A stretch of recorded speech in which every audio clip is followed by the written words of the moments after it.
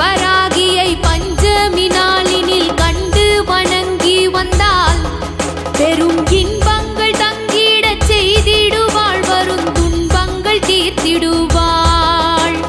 சிங்கத்தின் மீதினில் வந்தருள் செய்திடும் சிந்துர வண்ணத்தினாள், அன்னை செங்கையில் சங்குடன் சக்கரம் கொண்டவள் விஷ்ணுவின் அம்சத்தினாள்.